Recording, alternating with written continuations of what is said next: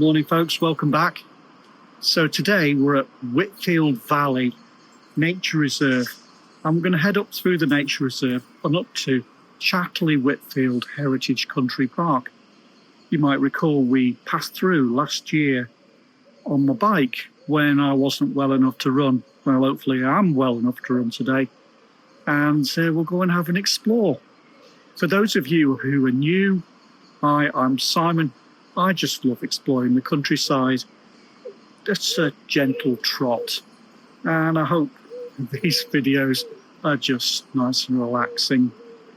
Easy watching TV for you, and possibly inspiration and places that you might like to visit too. Up on the website, I'll include a map of the route I do today and a GPX file so you can download it and follow the route exactly yourself without getting lost. It's a beautiful morning. It's the last day in June, and it's not too hot now, but it's going to hit 30 degrees today. This is full-on summer, so we need to get going before it gets too hot. Come on, let's go.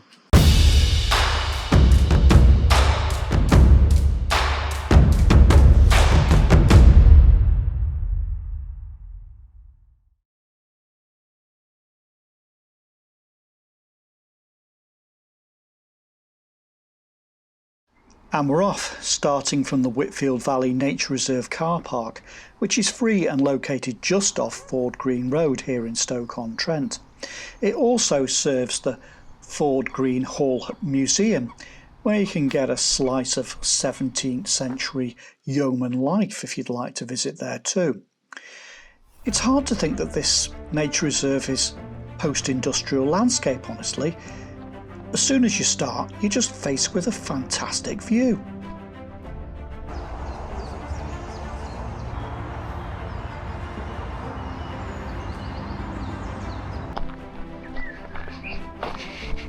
Follow the path beside the pool. At the far end of it, we're going to go straight on. There is a path to the left and we're going to come back that way.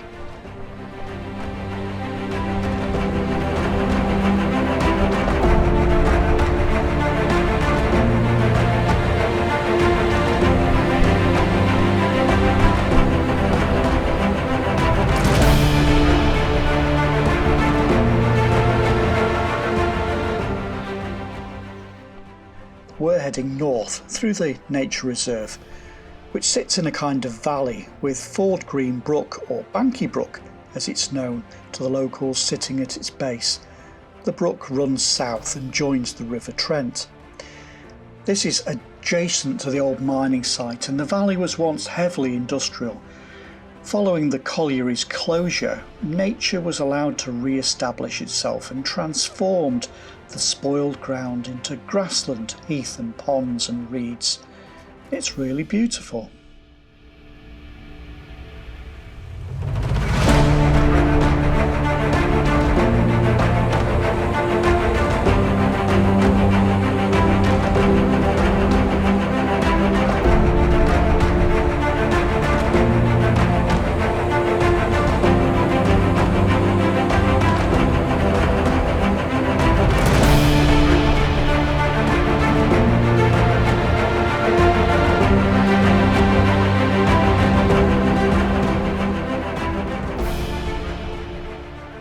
Some shade. It's only early, but it's going to be very hot today, I think. Up ahead there's a bridge on the right I'll just point out, because there's another path that runs north-south here, so you've got a choice of routes. In fact, the whole place is crisscrossed with paths.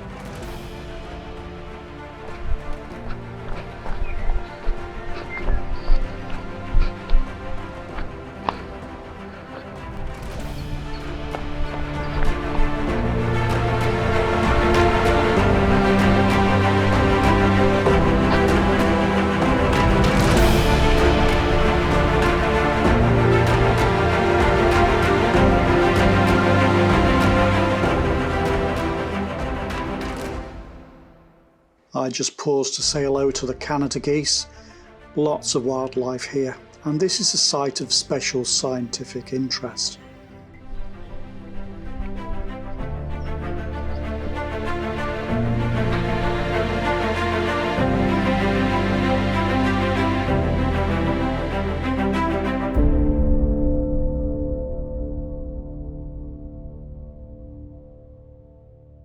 And I know where we are now because we've been here before. We're just coming into Chatterley Whitfield Heritage Country Park. And ahead you can see what remains of the old spoil heap from the Chatterley Whitfield Colliery. And we're going to head up there because there should be a great view from the top.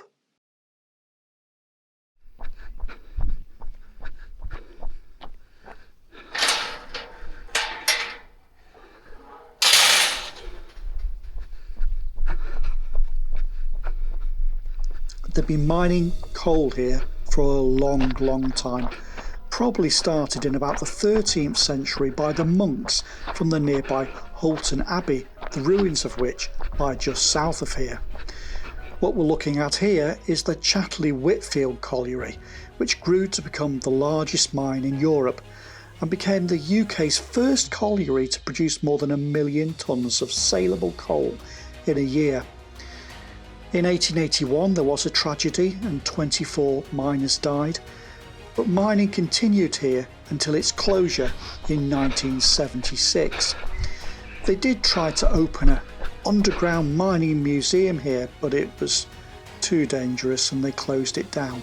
And in 2010 the spoil heap was landscaped and we have what we see today.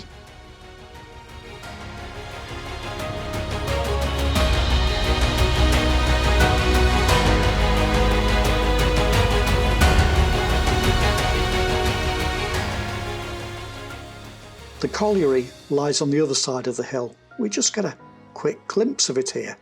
We'll get a much better view from the top. It's well worth the climb to the top.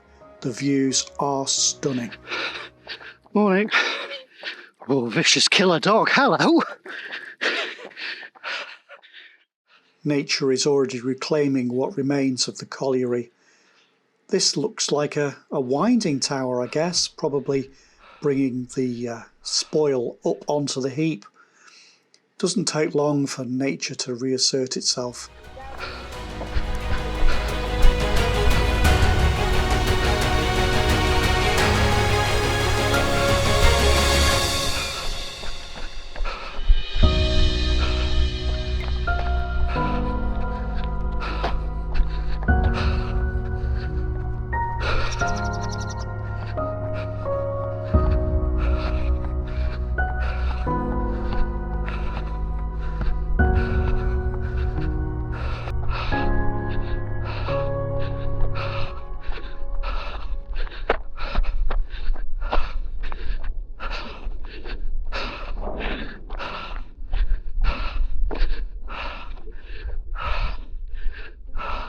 And wow, what a view.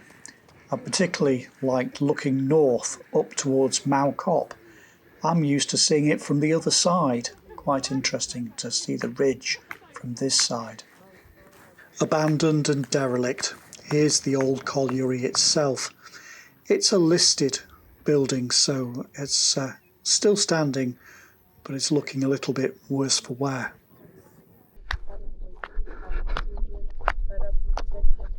Let's keep moving. There are lots of paths. I'm going to take that one straight on and then dogleg round to the right to meet the path at the bottom of the hill.